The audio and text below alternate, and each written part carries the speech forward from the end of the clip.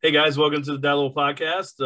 I'm just going to go ahead and make this episode 24. Finally, we're going to be discussing our top 10, top 15 games.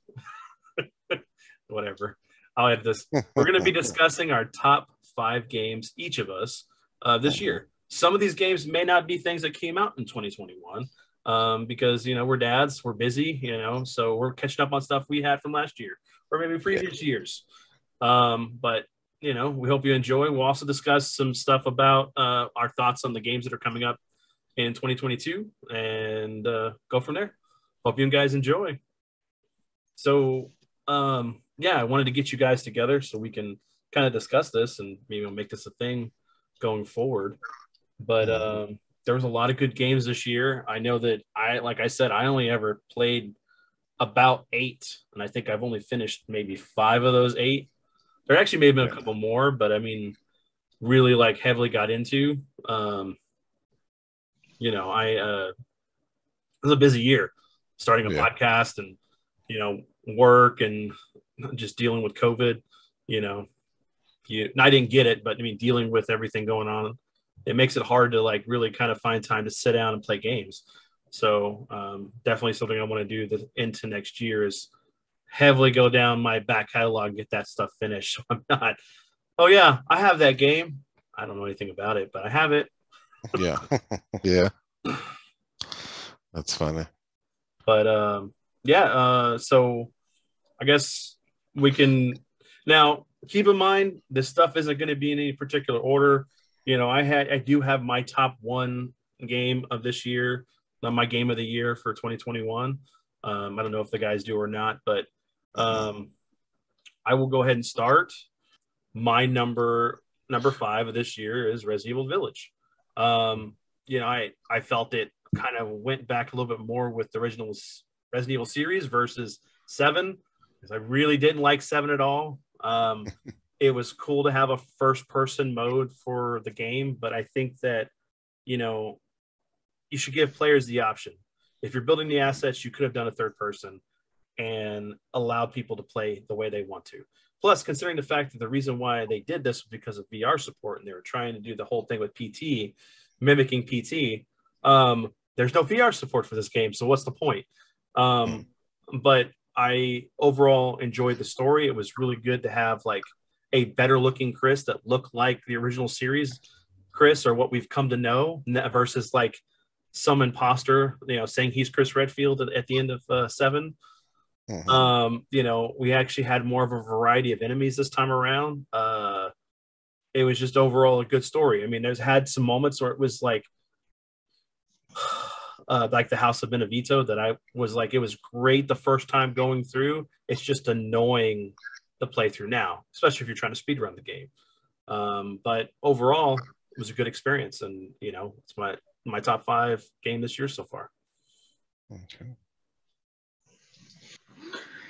All right, so I mean, the game that's freshest on my mind right now that I just finished a couple weeks ago was, and this is an old one, but all of them are honestly good, was the I'm not even gonna try and say the name of it because it'll just hurt me.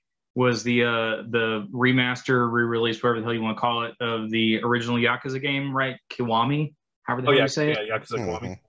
Yeah, so I hadn't touched it in forever because I played Yakuza 0 way back when, loved it. It was great. I never really touched the Yakuza game until that one, and it was just so insanely bat crap, just nuts.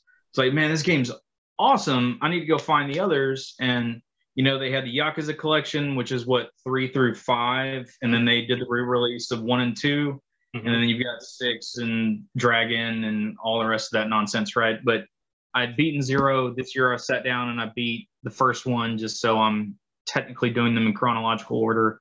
And it was just, I mean, if you played them, they're just crazy, nutty beat 'em ups with good story to them that has a bunch of silly side quests. But unlike a lot of games, I think the thing that really endeared me to the Yakuza series is there's so much thought and effort put into every square inch of those games, right?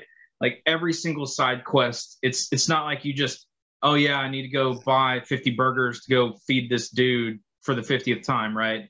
It's Yeah. always like every time you're just walking down the street and you hear someone call out to you, you get to a point where you're like, I need to go talk to that person because it's going to trigger something where his girlfriend broke up with him. She's serving over here. You got to go break that up. On the way over there, you run into this little girl. She's lost her parents. You need to go find her parents. Turns out they're being attacked by Yakuza or, you know, some crazy nonsense like that.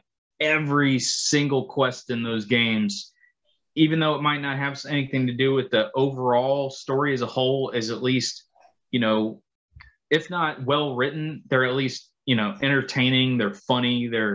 There's always entertainment in every little thing about that game, from the mini games, the side quests, the main story. It's a lot of fun.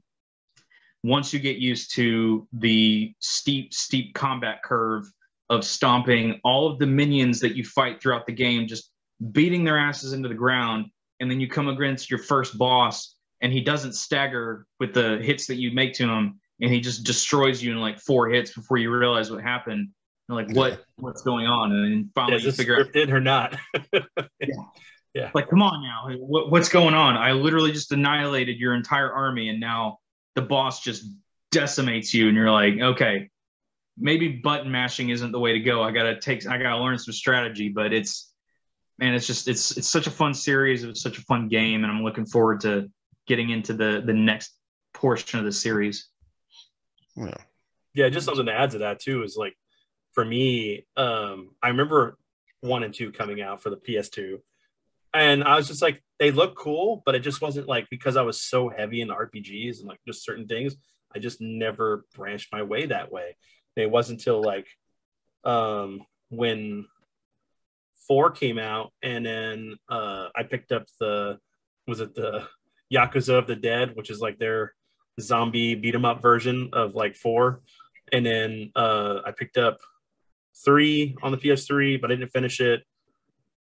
And then I picked up 6, played the hell out of that, finished that, and then played Kwame, and then I picked up 0. I haven't even touched it. I have Kwame 2, and then I have the collection. But playing like Yakuza, you know, like a Dragon was fantastic, and then playing, of course, the Judgment series.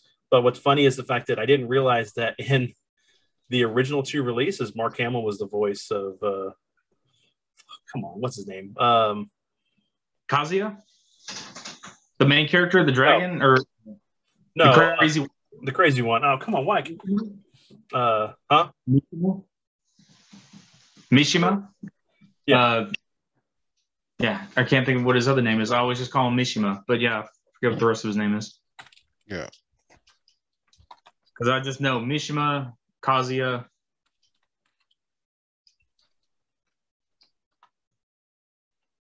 Yeah, I'm trying to.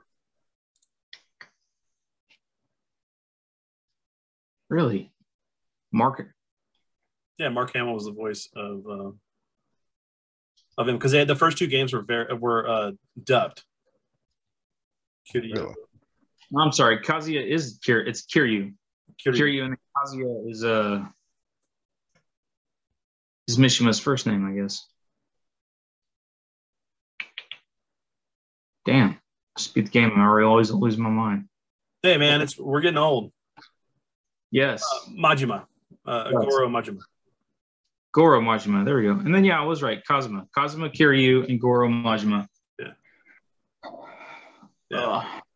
Getting my head together. Well, really, like, that's one thing is, it's okay because, you know, we're getting into this series, so it's not like it's a you know, we have the claim to say that we've been a fan for like a long time. I mean, I've been a fan. Yeah, I literally just started playing like 2 years ago, and I like it. It's good. But I also can't focus really heavily on stories a lot of times because at some point I'm getting broken up to either go do the dishes or go get the kids in line, or one of the kids needs something, or why is the dog barking, or somebody needs you know, all the good stuff. Yeah, all of that fantastic stuff.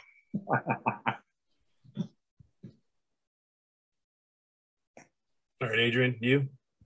Well, I guess I will start with probably, I want to say I finished the Star Wars game this year that I started playing a little while back. The Fallen Order?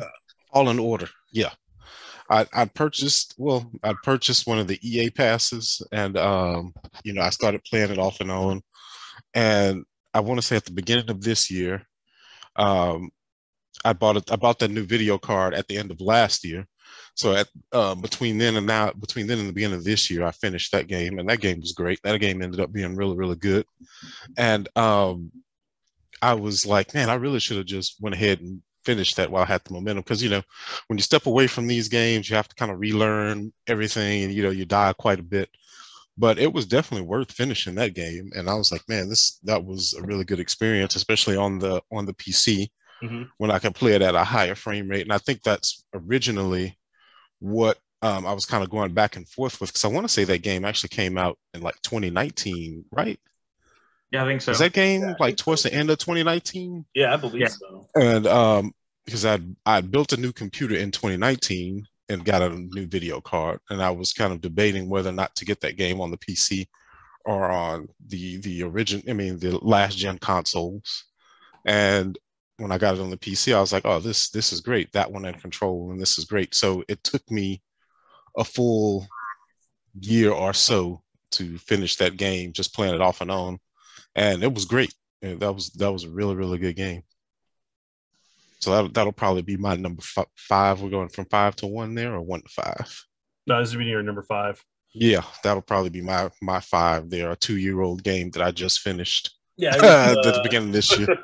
It was November 15th, 2019. Yeah. Yeah. I think the thing for me was like I don't think I finished it yet either, but I think because right in Christmas area was when the time my dad got assaulted. So like I completely wasn't playing a whole lot of games because I was like worried about my dad's health at the time. But yeah, it's just like I need to go back to it. Anna was asking me about it. She goes, "What about that Star Wars game?" Because I showed her the trailer for the new game, which I can't believe it's set in the High Republic universe. Just that whole High Republic thing for Star Wars is so awful. Yeah, it sounds like it's not going to be the best, but visually looks I great. Guess here's hoping. Yeah. Probably one of the cooler things, from Fallen Order was just the fact that, his lightsaber was all 3 types, all put to one, right? So. Oh yeah.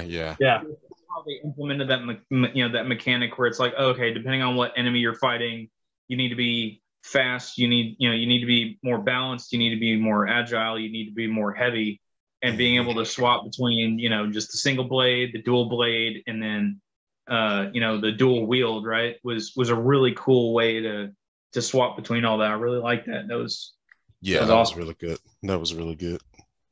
Hopefully they do some more in that universe, right? It's like, at the that time period is great for a lot of stuff.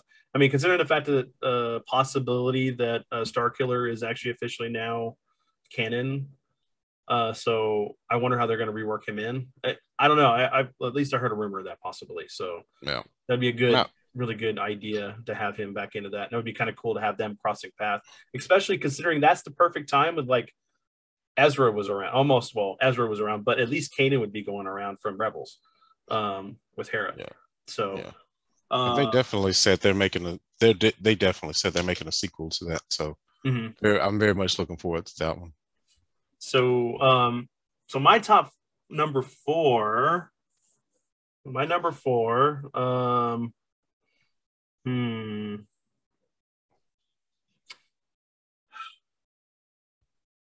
I'm gonna go with Metroid Dread. All right. It was good to go back to play another Metroid game. I felt the graphics were very beautiful on the Switch.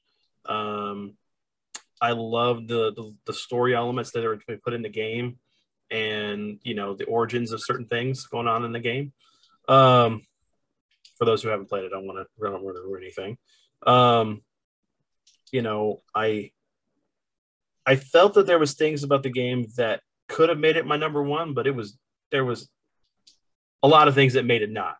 I mean, it's one of those games where it's of all the Metroid games I've played, this was one of the ones that was like you just don't want to go backtrack. At least for me, I didn't want to go backtrack because it's just like you have to go through all this stuff versus like in the other Metroid games, you'd like find shortcuts to be able to get around to where you want to go. And of course, I hated the Emmys. The creature that looks like freaking, and no one has said this, but to me, it looks like Dog from Half-Life 2. It's like, where's Alex? Yeah. Alex needs to come get her dog and tell him to stop, and so that way Samus can go around and finish her thing. But Yeah, I can see that. We definitely needed another Metroid game. I'm glad we got one. I just feel if I were to rank my top Metroid games, it'd be Fusion, Super Metroid, and then this one. And then followed by Prime and Prime 1 and 2. But I don't know. I enjoyed it a lot. I enjoyed the music. I enjoyed the set pieces all still seemed the same. There were some areas that looked different and stuff, but visually there was no difference between, like, I don't know. I just like going from the 2D from Fusion to 3D in this one. And even like I think Metroid 2 Samus Returns for the one they did not too long ago, the remake of that. And that one was really good. At least the environments look really good for it and everything. I don't know. Maybe this one just needed a little more time to polish out, but it's still worth playing. I recommend any person that's a fan of 2D side-scrolling Metroidvanias, pick it up. It's worth playing. So there's some frustrating parts in this game that are just really annoying, but you'll get past them. It's it's just trial and error, timing. You'll figure it out. But it's a good game. So it makes my number 4. Okay. I've been back and forth in my brain which one I want to go with next. Having lucked into a PS5 and a part of that batch of game, like we got 3 games that came with it, and one of those, which is one that I hadn't gotten around to, even though I kept meaning to get around to it, was Miles Morales, right? Spider-Man, and going through that, right? Like all the tweaks that they made to that to Miles. Just it wasn't like they just copy pasted a Spider-Man over and gave him electric powers. No, they infused his whole personality into that character, made it felt so separate and different from just the original Spider-Man, but at the same time kind of made me want to go back and replay that one again, right? Especially with the new one coming out, where there's kind of that hinting out where you're going to be able to swap between the two, or you might be able to play, some portion of the story as Peter and then the other part is Miles. The only thing that I want, and I understand why they did it in the first Spider-Man, but just what made Miles so good was there wasn't those moments where it just ground the whole story to a halt because we needed to take MJ through a library, right? And it's like again, story-wise, I understand why you're doing that, but man, it made momentum of that first game grind to a halt of just, okay, now I get to tell Parker, hey, grab that guy. Hey, grab that guy. Instead of me being Spider-Man up on the roof, grabbing that guy. It's like, I hope that with the way Miles went, that they do that, focus more and just stick to the Spider-Man side of it. Now that they have 2 to play with, it's like, yes, that's what I want, because Morales was just so much fun, right? Running around, utilizing his powers, his Venom abilities, right? Having that whole new power set to him. And man, it's just always the most fun traversing of any city or any video game is web slinging, until someone finally breaks down and gives me a good Superman game. Because right now I still only have, Lego Batman 2, where I can fly around as Superman to the Superman music. It's like for Superman Returns, for as awful of a game as that was, man, I could just spend hours just flying the city in that game. It doesn't even need to be Superman. I am so angry at Rocksteady right now, because for years it was like, they're working on a Superman game. They're working on a Shazam game. And a Flash game at one point. And now all of a sudden it's like, hey, here's Suicide Squad. It's like, I didn't want Suicide Squad, guys. I wanted to fly a friggin' city. Yeah. But behind it, right, it's web slinging. Web slinging's still the best way to get around everywhere. And that game makes it fun and enjoyable. Spider-Man's always one of my favorite superhero games on a video game. I love just being able to swing through New York, and all that stuff. So yeah, but I get you. I mean, considering the fact that, like, you know, Superman's power in the Lego games is he can melt gold. Absolutely. That's pretty good power. Yeah. But yeah, my number 4 is probably the Mass Effect remakes. Um and I'm definitely going to count those because I've finished those games so many times already, and I'm just kind of casually playing through them now with the remaster. Mm-hmm. But and especially Mass Effect 1, and that, you know, I really like that game. I feel like a lot of people were really down on Mass Effect 1.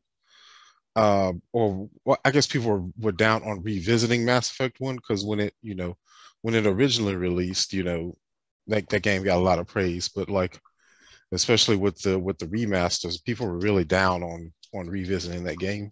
And I'm like, yeah, I really liked the that original style for Mass Effect 1, even though Mass Effect 2 is my favorite in the series and probably one of my favorite games of all time.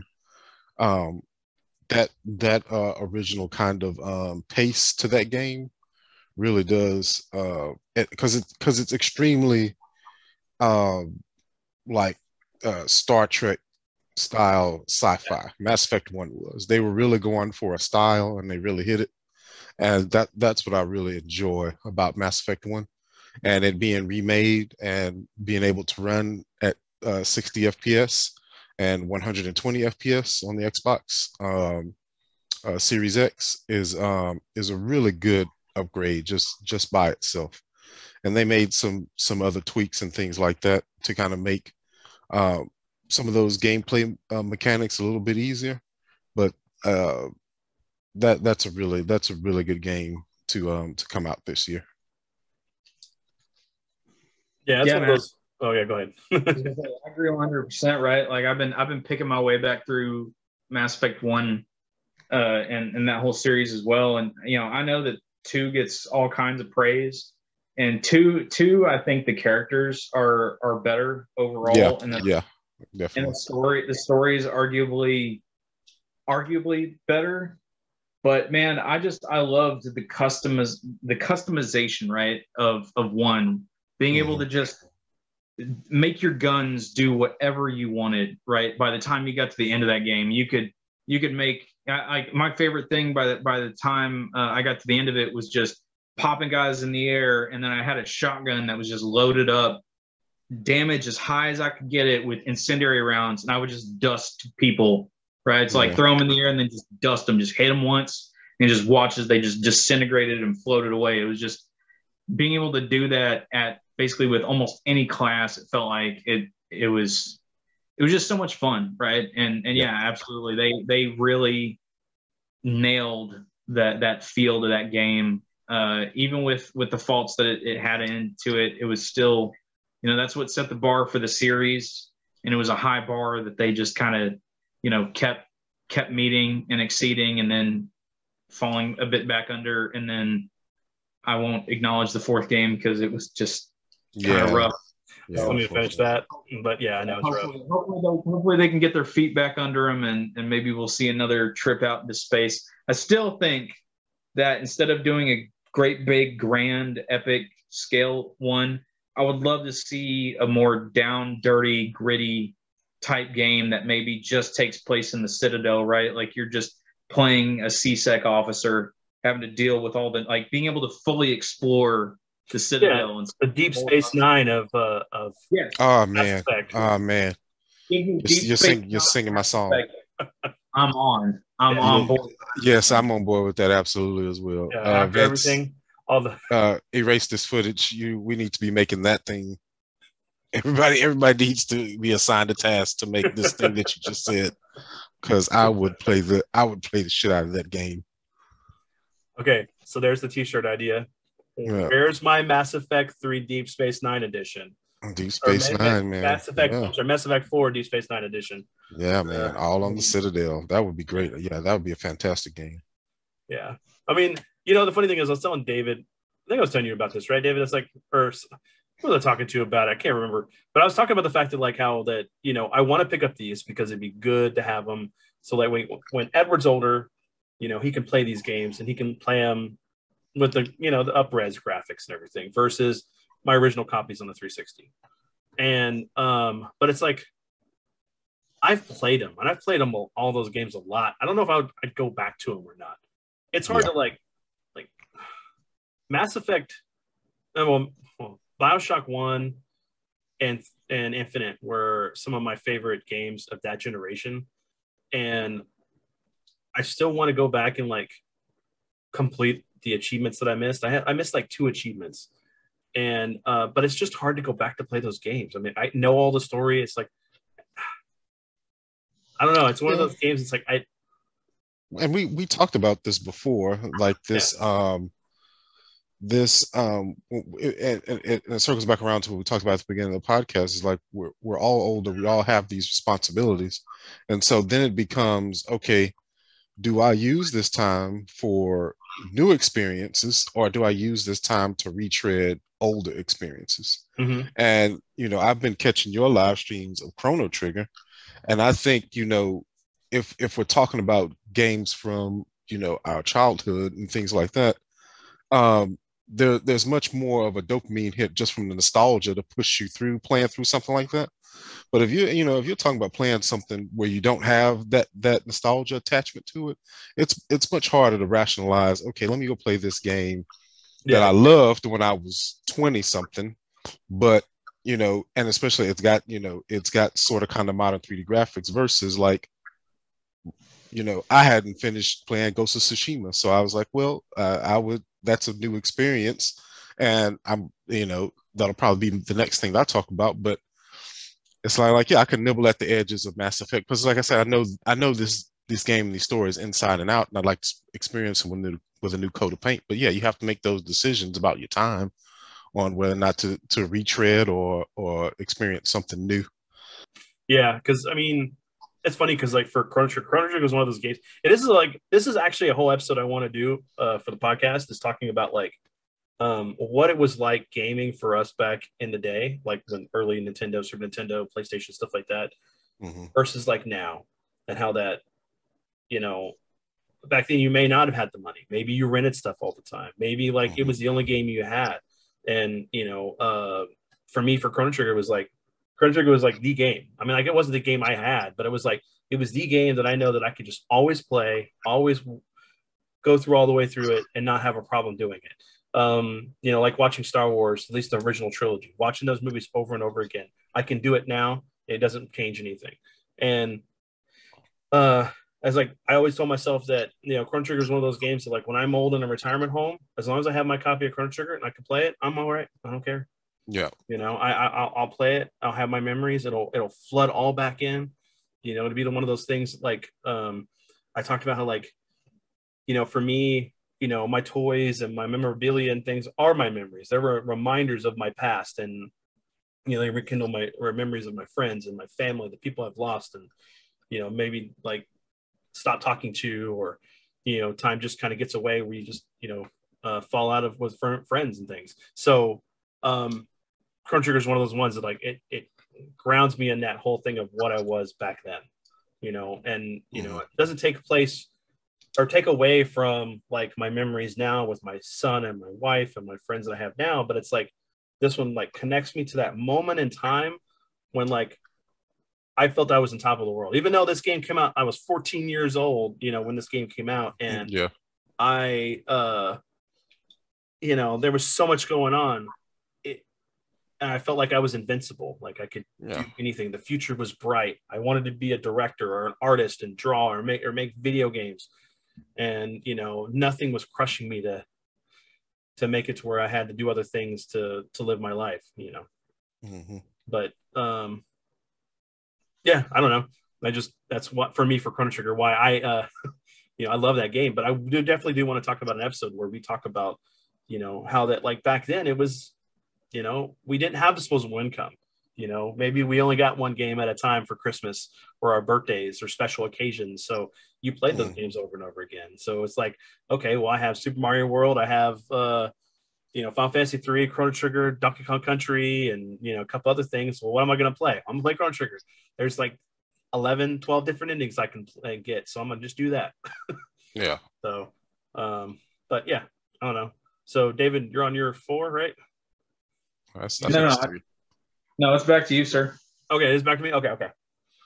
All right. So for me, number 3, and I'm gonna keep this with things that I've finished because I want to put Tales in this, but I haven't actually gone back to finish it. You know, I still want to completely live stream it, so I can't put it on the list. But man, it's a great game. As far as like an RPG I played this year, between that and Ys 9, which I did finish. So which is it? Huh? Which is it? Tales or Ys? My number 3 is going to be Ratchet and Clank, A Rift Apart. So this was actually my first Ratchet and Clank gameplay. I remember watching my buddy Josh play all the time. It was one of his favorite series back in the day. But I don't know what it was. It just like it hit me at that perfect itch. It was like platformer, kind of like run and gun, 3D world. I mean, the graphics are great, the characters are great. Exploring different worlds, the whole thing about going to different dimensions and stuff, and it was like a game that like I literally think I beat in 3 days, and like the last day I was like, I just played it all night, just getting everything so I could platinum it, and I just enjoyed the game. It was a very enjoyable experience, and it was like I haven't played a game like that in a long time, and but I'd highly recommend someone picking it up to play it. And it's one of the games that kind of really shows the capabilities of the PS5 if you get it for the PS5. Yeah. Cool. That's my number 3. So going into that, I actually will say Tales of Arise, because I actually have played through and finished all of it. I say all of it. I haven't platinumed it and gone back and done like the new game plus and all that other good stuff like you do with Tales games, right? But I have gone through, I have played it. I've played a lot of the Tales games before. My brother is a much bigger Tales fans than I. He started back with like Symphonia on the GameCube, and he's played like every Tales game ever since. I started with Vesperia on the 360, and I've pretty much played all the ones. I haven't played Berseria. I started it. I played like a quarter of it. I've never finished it. But this game, like, where the story feels kind of weak compared to the Tales games I've played before, the characters are great. And this is by far the best combat Tales has ever had in one of their games. And it's hard. Like, I keep trying to think about where to put my finger on exactly what it is that makes it feel so good. And I don't know if it's just the fact that you have those individual character abilities that you can kind of spam in there, that you can call in your other people to do little assists for you for a second. And if it's like, I mean, every fight that I could, if I could end it on one of those big super finisher combo attacks, because I mean, talking about Chrono Trigger, right? What was some of the coolest stuff you could do when you did the X slash, when you set up those combo techs, right? And that's like, in Tales, every single fight, if I just whittle a dude down to, you know, his little stamina bar, whatever the hell it was called, you get him down to that, and the second that little indicator came up on the screen, man, I was just mashing a button. I didn't even care who was getting called in. I just wanted to see Raw jump up in the air and kick a flaming bullet that was thrown up by oh crap, what's her name? Rose chick, you know, and just kick it into somebody's face. I wanted to see a giant flame tornado vortex with like a water dragon. It was so cool how they ran all that. And I didn't have a PS5 to play it on, so the whole time it was running, my PlayStation 4 Pro was screaming at me that it was about to explode. But even with that, man, it was so much fun. It's such a fun game, and I hope that they continue on with just making combat that engaging and that much fun as it was in this game, and maybe picking up the story and making it a little bit more engaging. Because, man, if I have one complaint about that game, the boss fights were kind of lacking. Like the first boss fight, giant volcano monster thing, right? And you're like, okay, cool. Every boss fight is going to be some giant monster. Nope. And then some of the giant monster fights, it's like all you do is fight a bunch of their little jobber enemies. while dodging their big attacks. And then after you kill enough jobber enemies, then it just goes into cutscene and they kill the giant boss thing and it's over. It's like, I think we could have done a little bit better there, guys. But other than that, fantastic game. Loved every second of it. Somehow added to me for the game was I noticed, and I know that I was talking to Adrian about it, is just like the combat. The combat feels so fluid and like it feels like everything's really quick. It's like there's nothing that bogs you down when you're playing that game as far as the combat goes. You know, you feel engaged, you're in the moment, and then it's there just enough for you to get that awesome experience, and it doesn't linger on to make you feel like it's just a drag. That's it. So my number 3 is, as I mentioned, probably Ghost of Tsushima. I started to say this because it did get released on the PS5 this year. Yes, and that is the version that I eventually upgraded to.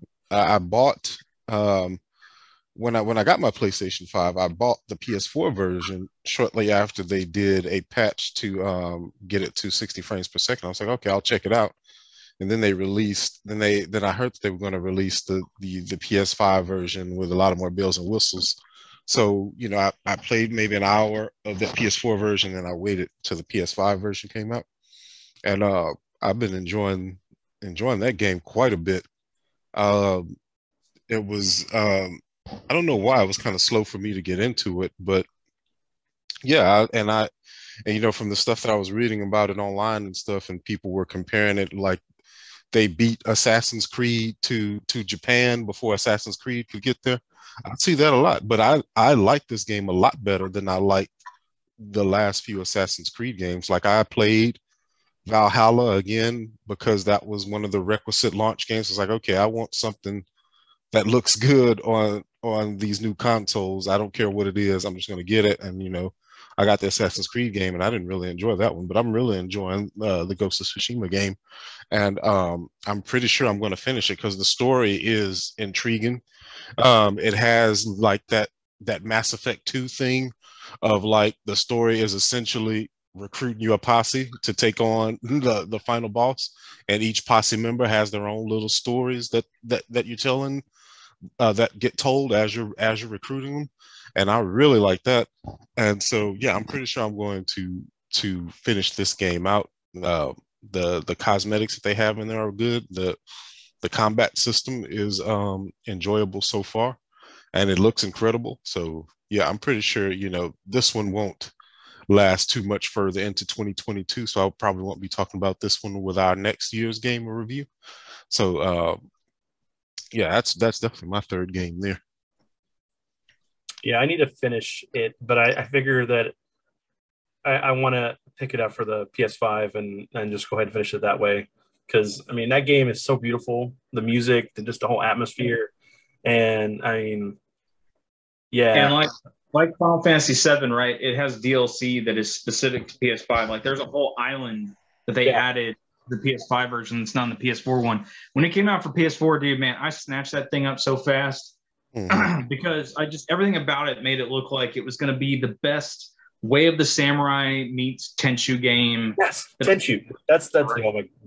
It's like Tenchu. I've been waiting for either them to do a re-release of the Tenchu games or a remake of the Tenchu games. Sekiro, you know, supposedly started life as a Tenchu game and then it morphed into what it did.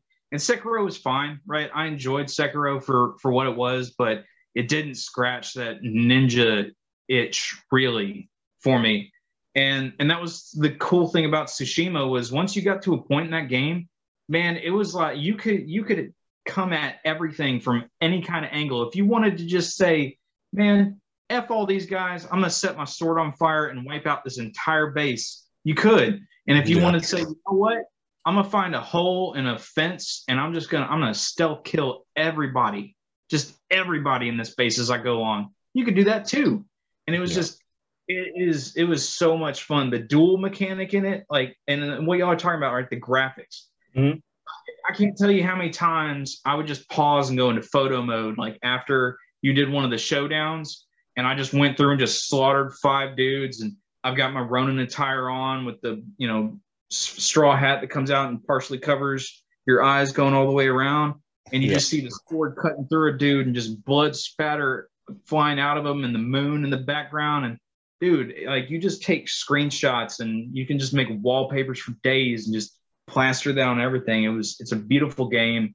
So much fun. Absolutely. I'm 100% agree. And I need to make my way back through and beat that island because the one thing that was great about that game was the fact that, like, you know, it gives you this aspect of like everything you want from like what we grew up with. Like, you know, if you watch Ninja Scroll, you can play basically, you know, Jubei Yagyu from that, you know, that style of character. You could play, you know, come on, Rikimaru from Tenchu, I think was what his name was. And then, Rikimaru. And then, you know, you could almost do like the whole Seven Samurai type thing with the whole black and white mode. And, you know, it just gave this, like, if you love that era and culture, you know, Japan, and you're a filthy weeb. They gave you that, like, endorphin hit, you know, that nostalgia boost of, like, just fantasticness of everything that you grew up with. Man, I was like, it sung to me. It was just like, this was the game for me. I mean, like, it was for everybody else too, but, you know, versus like everybody who was all for Last of Us 2. Wasn't my game. I'll leave that alone. Yeah. But you know, this was, I mean, it was my game of the year last year, wasn't it? Did it come out last year, right? Yeah. So the original one, I think. Yeah. So but yeah, so going into our number twos, my number 2 is going to be Blaster Master 03. This trilogy's been really great. It's been a nostalgic trip because I really enjoyed Blaster Master. It was my favorite Nintendo game of all time. I remember many nights me playing that with my dad, you know, when I was a kid, and us finishing it and everything. And, you know, it's one of those games that's funny, like, there's a thing I do with video games where I'll play music or I'll listen to the music of the game, but then I'll play other music around it. So, like, I'll listen to an album and it's like whenever I hear that album, I think of that game. So at the time I was like listening to like Huey Lewis, his big one back then, you know, so I can't remember the album name for right now, but you know, for some reason when I play that game or listen to that, it makes me think of the game. It makes me think of my dad. So what's funny is the fact that, like, when 3 came out, it came out right before my dad went to the hospital. So I played the shit out of that while I was, you know, hoping that he was going to make it out of everything. And it kept my mind off of the worst thoughts that, you know, were going through my mind, especially, you know, with him coding for 11 minutes.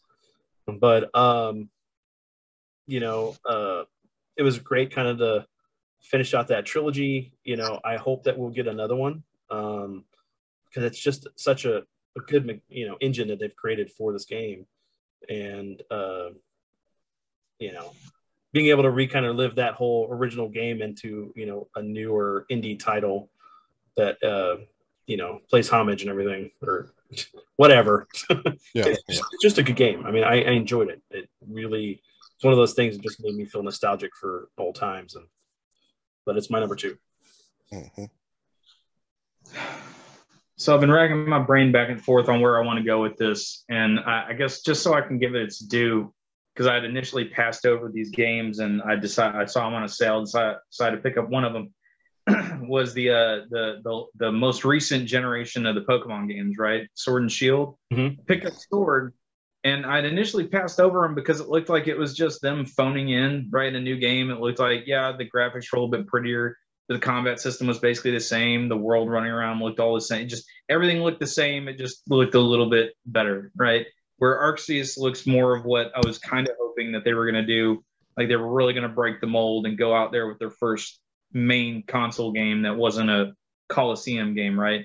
But now that I've gotten into it and seeing the way that they actually handle the open world and the fact that you can just like walk up and be like, what the heck is a level 60 doing in this area with these level 10s? I don't understand what just happened. I got decimated and I can't run away. What's going on, right?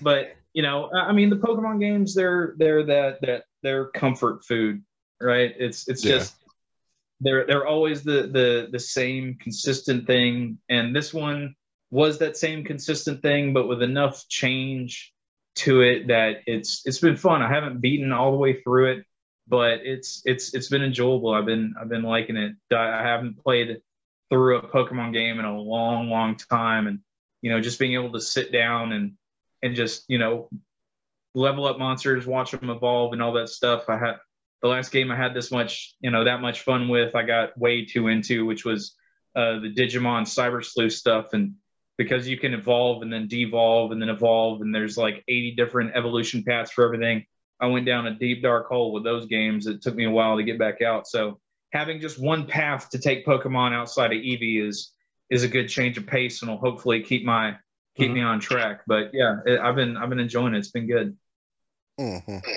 Yeah, that was one of those, because like we picked it up and I didn't play it until like right towards the mid end of the year last year, and I just went through it and I got the DLCs, finished those, so I completed the Pokedex, and I was like, I just felt like, man, this took me back to like playing, you know, Gold and Silver, and then you know, Diamond and Pearl, which was another one I did the same thing. We just got the new, you know, remakes of those. So, and I haven't touched those. We have them, but we haven't touched them yet. So, but yeah, it was very enjoyable. I enjoyed the story. I enjoyed the combat system, everything that kind of changed. They made like the Giga battles were really fun. Yeah. So we're on number 2. Yeah. Number 2 for me is going to be Guilty Gear Strive. I played a lot of that, and I really like it.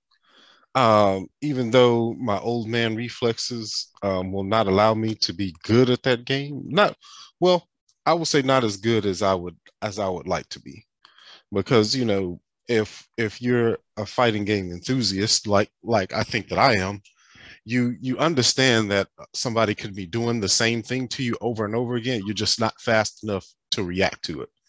And so that can get a little bit frustrating, because it's like, yeah, if this was, you know, 10, 15 years ago, I would have been fast enough to react to this thing every time. And I just know I can't do it now, and I'm just getting wasted by it. But otherwise, I really like that game. And it's the first Guilty Gear that I have been able to really get into.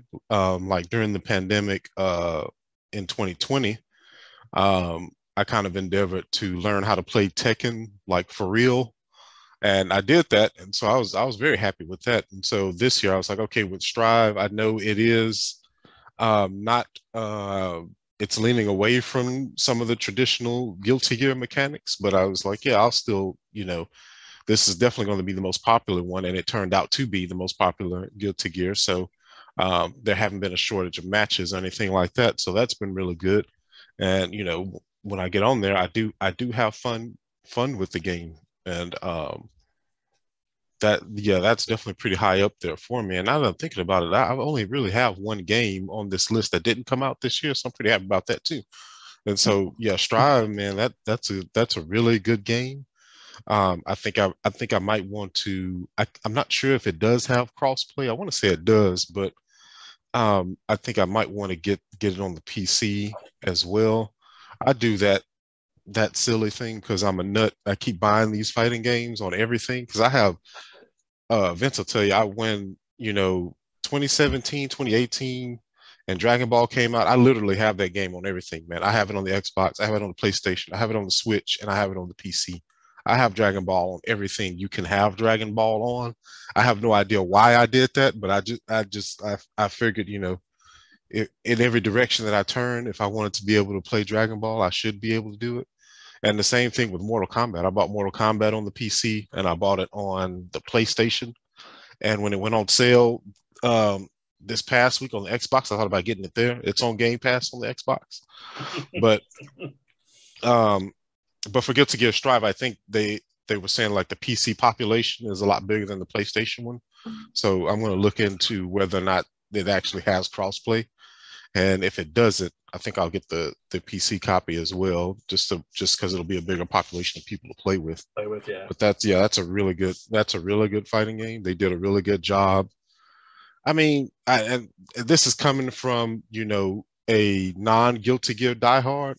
I'm sure Guilty Gear diehards probably aren't happy with it, but from just playing Xrd and some of the older ones and coming to this one, I feel like the things that they did take out definitely made it easier for me to dive deeper into it than I normally would have in something like Xrd, which was like, man, that game was ridiculous with the system stacked on top of each other and all of that stuff. Mm-hmm. And not to say that that's a bad thing. It was just like, yeah, I don't, again, that kind of complexity combined with, the dulling of the reflexes is like, man, it's not an easy game to enjoy, because I think I read somewhere that for a lot of these fighting games, what they are striving to do, pun intended, is that they're striving to get to where no matter what your skill level is, you win as many games as you lose. So your win-loss ratio is somewhere in the 50% range. And that seems to be where people seem to enjoy themselves, if they're winning about as many games as they lose. And that was not happening for me at Xrd. I was getting wasted in Xrd. So when I could find a match, because that game fell off a cliff like really early, and you could get in there when the player base would spike after a new character would come out or something like that, or there was a really big tournament that weekend. But after that, the player base would drop. So, this many months after Strive, still being able to get matches really quickly, I'm really happy about that. And yeah, that's definitely going to be my number 2 game there. Yeah, the funny thing about Strive, right? Like I'm not a big Guilty Gear diehard. Mm-hmm. Guilty Gear was the first anime fighter I ever played. Like I remember back in the day playing like Street Fighter and Mortal Kombat and with friends and mm-hmm. liking it well enough. But you were always locked into Mortal Kombat, you had to know the right combinations to do the little canned combinations they would do. Street mm-hmm. Fighter, you just like had to understand, what attacks went into what to make it work. Guilty Gear, what was it? Double X, Accent Core, plus R Alpha, Super, whatever. All of those, right? Yeah, that nutty one, way back in the day when I got my hands on that, and it was just like I pushed buttons and they did stuff, and I got so into that game. It was so much fun. I played a lot of Xrd, not online though, because like what you said, at a certain point you couldn't get matches, and then the matches that you would eventually get were the sweatiest players that just they knew everything about that game. They knew every little infinite that like. I remember one time I was fighting a guy who was playing Raven, and he tripped me, and I bursted one, and he baited my burst out, and then I just had to sit there because all it was just nothing but him throwing out his little orb that just sat out there all day long. Mm-hmm. And then he would throw darts, then he would land doing his glide, and like I couldn't do anything. I just had to sit there and just take those blocks, right? Yeah. And Strive, I got into and I started playing, and I enjoy Strive. I don't know if it's just all the muscle memory from playing the previous games because they changed the way that that combos work in the game. Yeah, they definitely did that. Yeah, they stripped out the Gatling system, so now your punches and kicks don't go into your lights and heavies the way that they used to. Yeah. And so with the removal of that, like that's how I used to start a lot of combos was just because your punches come out so fast, right? It was just like hit confirm with a jab into your lights, into a heavy, into a special. And it was just like, I had certain things programmed in, and now it's like not being able to have that. Every once in a while, I still try and fall into that old, I can get a jab in and it'll hit, but then I don't really have a good enough follow-up to behind it. And yeah, but it's fun. I agree. It's fun. I'm glad that Arxis is getting their day in the sun with that game. I mean, Dragon Ball is the one that put them on the map. Dragon Ball was so much fun to play. Yeah. As busted as some of the mechanics were in that, but it was so cool to just, whenever I had those moments where I would be able to bust out Tien's Neo Tri-Beam and catch some people and just blow their life away, it was good times, man. And so Arxis has always made awesome games. and now they're just crushing it in terms of the visuals of these games. It's been cool to see them get this buff, and now you've got Dungeon Fighter Duel coming out. Yes, I've been seeing that. Yeah. So it looks like the mobility is slow the way that Grand Blue Fantasy was, which kind of makes me sad because the whole reason why I started playing anime fighters was just the mobility and how quick stuff was. But like what you said, right? Like even my reflexes are getting kind of slow these days. And so I tend to just sit there and play the crap out of survivals and arcades a lot of times on these games. But they're definitely fun, right? Fighting games are always a blast to play. And Strive, I definitely agree. Strive's a good game. Not quite hitting the same notes that the previous Guilty Gears hit, but it's still really, really good. Yeah, it's one of those ones that I picked up like when it came out, and it was like right around the time my grandmother passed, and I played it that weekend, and I haven't touched because it's like I figured that, you know, hopefully that things would get better. I can have like a game night over again with everybody, and you know, just things have gotten in the way from us being able to do that. So I haven't been able to really kind of put time into it, but the game is beautiful looking. And, you know, the funny thing is that they just announced that also they're going to be re-releasing Persona 4 Arena Ultimate or whatever. Yeah. For the PS4. I'm hoping that's going to get a release on the PS5 as well, but at least it's going to go to Steam. So, but I still think that they need to make a game, and I'm going to save this game for a topic when we talk about games we'd like to see made episode, because I really think that they would be perfect for a particular anime fighter that needs to be done. Would be perfect for them, especially with the animation stuff. So I won't say anything anymore. So look forward to that episode. That'll happen at some point. You remember that anime Ronin Warriors? I always thought that'd be a cool fighting game. That'd be a cool fighting game. Yeah. I miss Ronin Warriors. Yeah, I like that anime. I'd love a Gundam fighting game. That'd be cool. They've done those. I know, but like that whole anime style, like they used to do back on the Super Nintendo. Yeah. Cool. Yeah, I've got the OVA collection and the series collection on Ronin Warriors. Although, you know, it's Samurai Troopers in Japan. Yeah, Samurai Troopers. They're actually doing a Blu-ray release. Yep. It might be out. I think it's out. I think it is. Is it out or is it the beginning of the year? But yeah, they're doing a Blu-ray release of the show, and that would be awesome.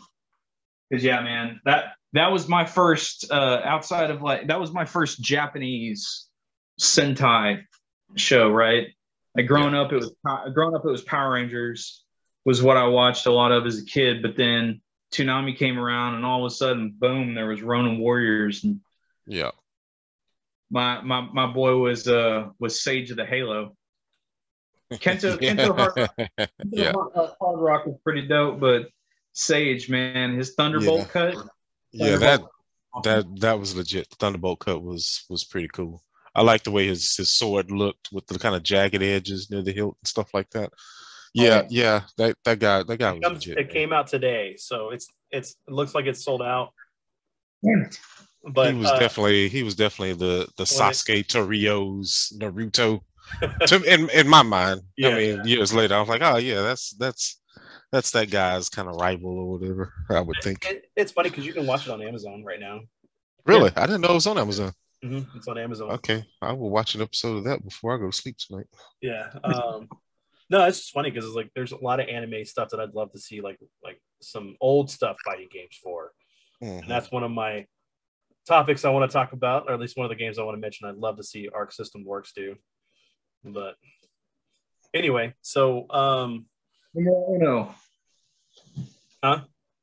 Numero uno. Yeah, number one. Mm-hmm. So my number one game of the year this year was Cyber Shadow. Okay. This game was a love letter to, like, for me, it felt like to Ninja Gaiden and the Batman Sunsoft game. There's probably a couple other games I could think of, but like it's set, takes place in the far future where like mankind gets turned into robots, and this ninja clan that's trying to stop this scientist that caused the problem that happened. And it's hard as shit, but I enjoyed it. The music was great. I love the like futuristic cyberpunk-esque feel. It just took me back, and it was well worth all the hours I put in to grind to beat that game, because it's tough. But I mean, once you get a hang of it, and there's people who speedrun it in like an hour or something. I'm like, man, I don't have time like that anymore. I'm old and I have other responsibilities. Priorities, man. Priorities. But yeah, it's something I highly recommend people play. It needs more love. I'd love to see a sequel for it, because like I love The Messenger, and that was one of the ones that I really wanted to get physical release on, but I found out that like it was a limited limit. I mean, it was like by the time I was doing stuff with limited run, I missed out on it. But I don't even have I can't actually determine if it actually would happen or not. But it looks like there's stuff on eBay for it. But it would be one of the games I'd love to see physical release as Cyber Shadow as well, because I definitely probably get the collector's edition. It needs more love. It's a great indie title. Yeah, that's my number one. Let's see here. So I would say it's recency bias, but it's not, because I beat the game originally on the PS3. It's the only Souls game. Well, I take that back. Yeah, it's the only true Souls game that I've actually sat down and beaten all the way through.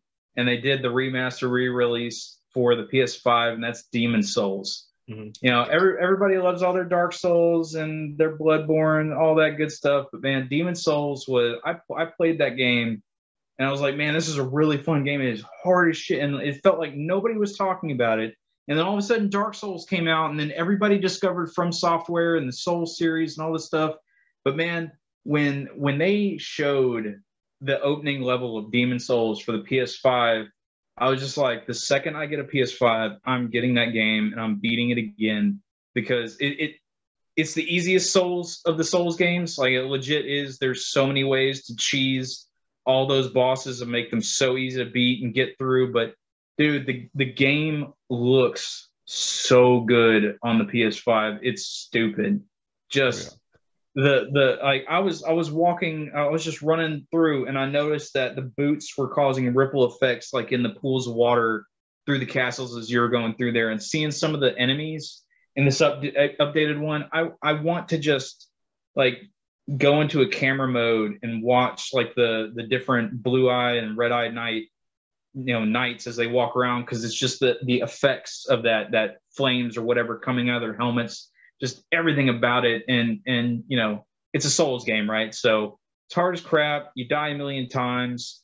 The Nexus, the little hub world that you go to, though, is, again, it looks gorgeous, so much fun. And then what makes it even better is my son has decided that he's going to try and cut his teeth on this game. And so watching him struggle with all the crap that I had to figure out when I was playing this on the PS3 just makes me laugh. And I try to give him a little hints and be like, hey, buddy, you see that weird glowing light there in that tunnel?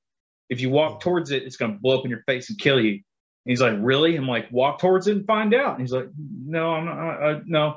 How do I get past it? I'm like, you just got to haul ass and pray to God your stamina is enough to get you far through it. So it adds that little extra fun bit to it, where now he and I are kind of in a competition. Like today, he beat two of the demons that I haven't gotten to yet. So he's technically ahead of me, but I've got a little bit better equipment right now. So we'll see who's able to grind out the final victory in the end. But yeah, man, love Demon Souls. And on this remaster on the PS5, it's by the same people that did the remaster for Shadow of the Colossus, and that remaster was amazing. Like, I don't know what else they've got on their plate. If they do their own legit games at this point, I don't care. If they just want to find games that they want to update and make look as gorgeous as they've made these two games look, go for it. I will pick up everything they want to remaster and put out, because dude, it is good stuff. Yeah. So I had one thing real quick before Adrian goes in. So it's funny because I played From Software games, back on the PS1. It was called Kingsfield 1 and 2. Now that's a game I'd love to see them remake. and do it first person like that. It'd be amazing with the graphics we have now. Those games are fun. Kingsfield. Yeah. So my number one is 100% going to be an oldie but a goodie. Well, not really. I mean, it's Halo Infinite. I love this game. I'm so happy like Halo is back. This is like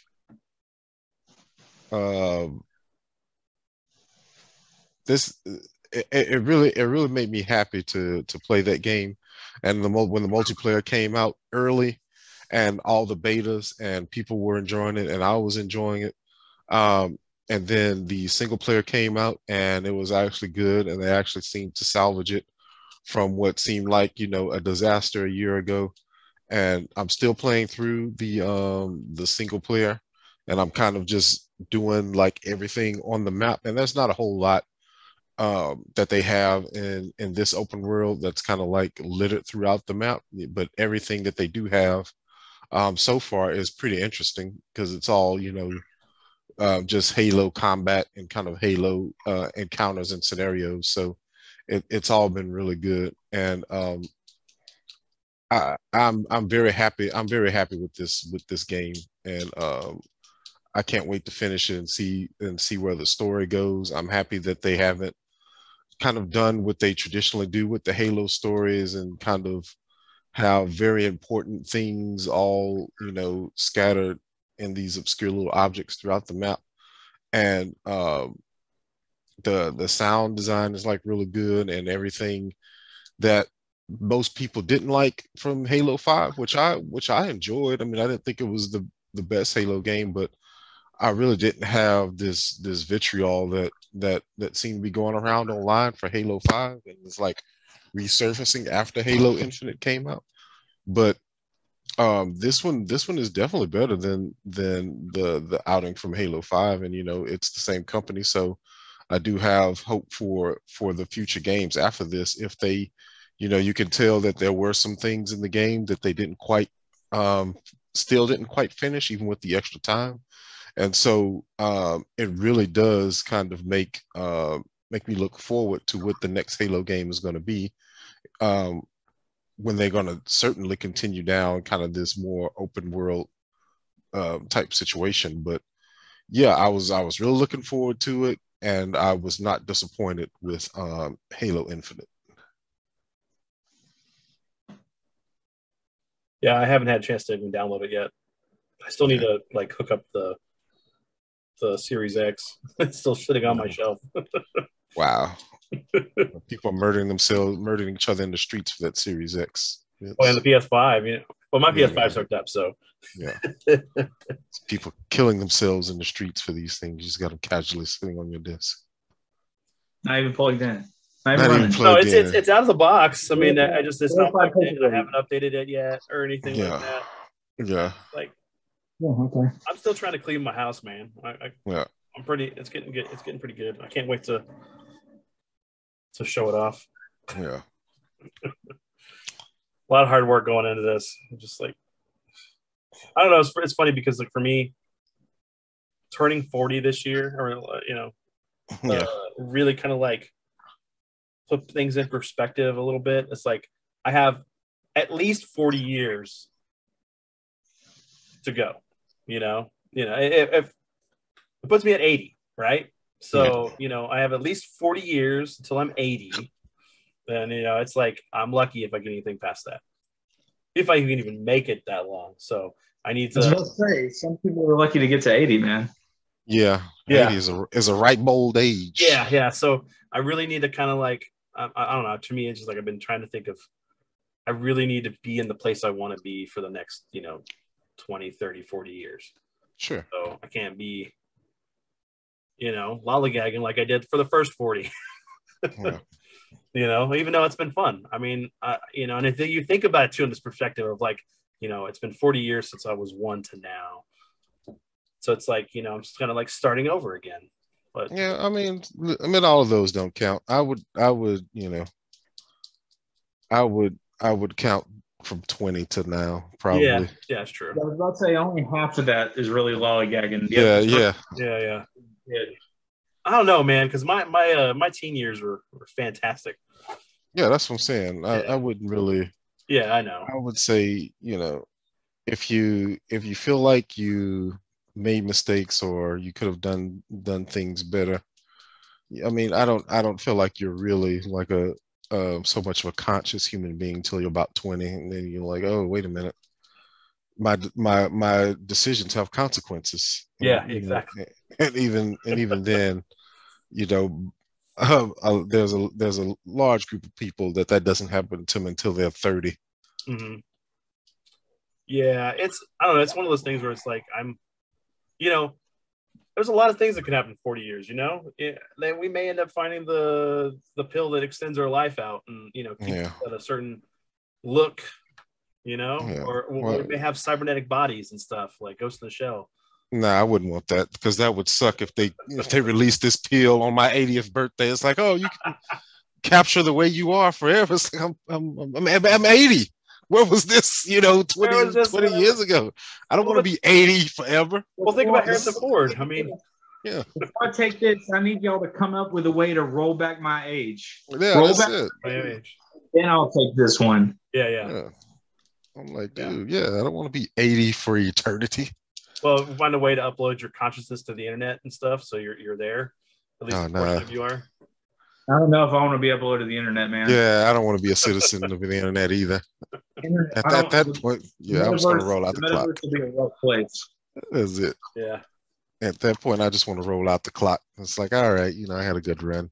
Really? If anybody makes it to 80, I would definitely consider that a good run. Yeah. I don't know if you guys saw that John Madden passed away today at 83. Yeah. So yeah, that's a good run. Well, yeah, he got to be on a video game for what? The video game since like 90 something, early 90s. Mm-hmm. They can't make this game without this man's name on it. Like it is not this game without. And I told my wife, I was like, okay, John Madden died. It's like, who is that? And it's like, oh, is that the video game guy? It's like, yeah, that's him.